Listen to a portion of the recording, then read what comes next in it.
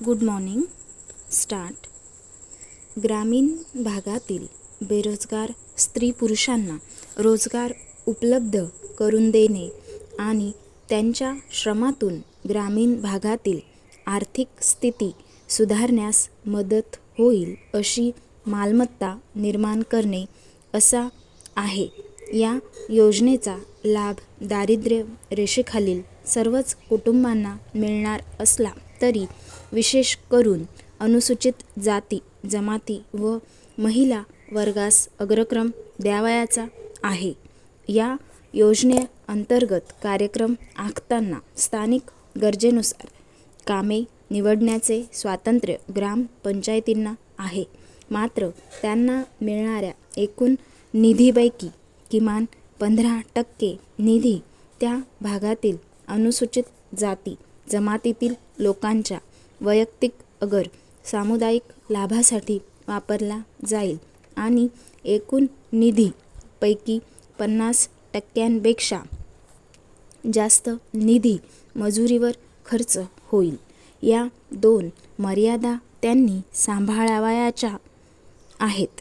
या योजनेचा आर्थिक भार केंद्र व राज्य शासन 80/20 या प्रमाणात उचलणार असून जिल्ह्याची आर्थिक व्याप्ती ठरविताना संबंधित जिल्ह्यातील एकूण मजूर वर्गाशी शेतमजुरांचे प्रमाण असा निकष विचारात घेतला जातो.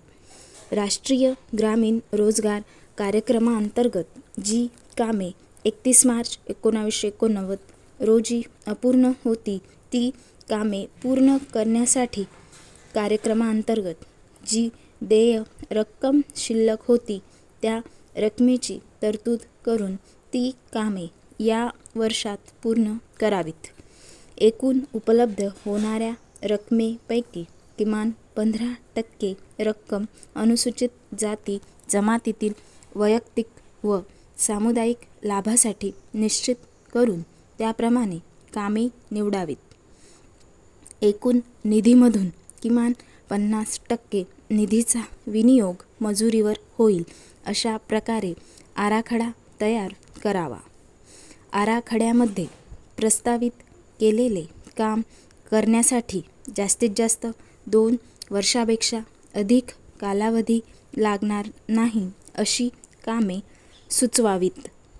ग्रामपंचायतीने तयार केलेला आराखडा वरील मापदंडानुसार असल्याची खात्री करून घेऊन त्यास पंचायत समितीने तांत्रिक मंजुरी द्यावयाची आहे. मात्र आराखड्यात प्रस्तावित केलेल्या कामात कोणताही बदल करावयाचा नाही. जमीन सुधारणांची चर्चा आणि घोषणा यात कधी खंड पडत नाही. पण प्रत्यक्षात जमीन सुधारणा कायदा किती प्रमाणात अंमलात आला याची जेव्हा आकडेवारी तपासली जाते तेव्हा कायदा कागदावर राहिला असल्याचे आपणास आढळते. समाप्त.